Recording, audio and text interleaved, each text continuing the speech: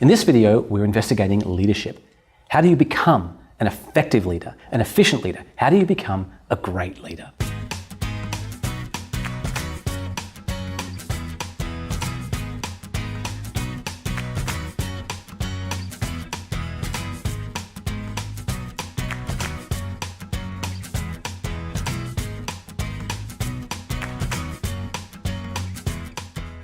Laura, lovely to speak with you. Thank you. You are way into this leadership space. Yes. Again, you've been doing this for quite a good long while. Yes. With a lot of these sort of Fortune 100 type companies. Yes.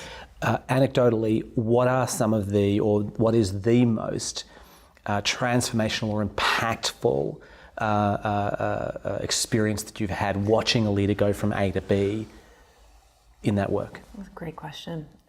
Yeah, easy ones, right? I just give you the easy ones. I know. Also we prep you. It's written down here. Not really. Not really. One story that was very powerful was working with a gentleman who is a general manager of Indonesia. And he had a very powerful purpose. And he really wanted to unleash the power of his people to be able to create great prosperity. I mean, huge, lovely, amazing opportunity there. And he was doing it. I mean, he was taking it. It was a meteoric rise in that country. What was interesting is during the time with him was that he would sit back and kind of have a Buddha belly and just say, spout off all these amazing accomplishments. Now, it impresses me, but it kind of actually, quite frankly, all these executives around who were at that level had that kind of track record.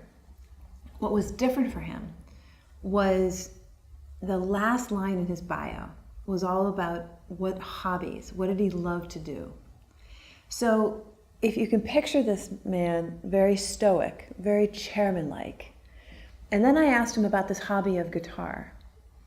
The man literally changed in a moment's notice, and he said, guitar? He picks up his phone and shows me, this one's my favorite. And I'm like, well, why? Like, all right, so who's your favorite band? He goes, Guns N' Roses. And I'm like, oh my God, this is amazing. So I'm like, wait a second. All right, so why is this? And then he pulls out amplifiers. He goes, this amplifier, this one's my favorite. And I said, so why is this one your favorite? It's the loudest. And I'm like, oh my God, this is great. So his kid-like energy shifted.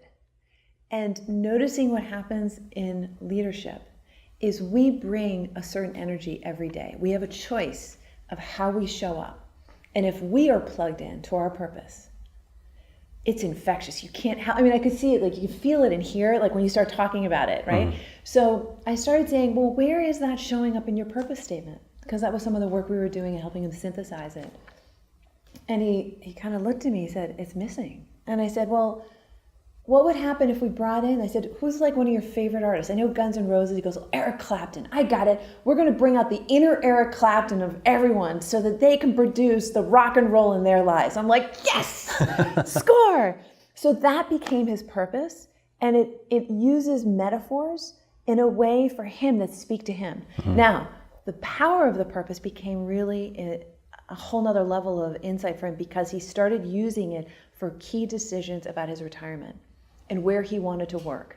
And could he live his purpose in this new environment? And that was going to be the question for him. And if he couldn't, he passed that opportunity, he would go to the next one. Mm.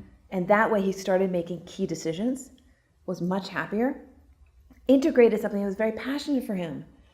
And people loved it. It opened him up to be more vulnerable. Well, that energy is obviously, it's huge. Is a sort of a delightful energy, even just the way you relate it. Thank you so much. For insights like that and even more, please visit us online at pocketguidetopurpose.com or on social media through Facebook or right here on YouTube. Please feel free to like this video, share this video. If you have any questions, pop them in the comments section below. And of course, subscribe to our YouTube channel for more videos just like this.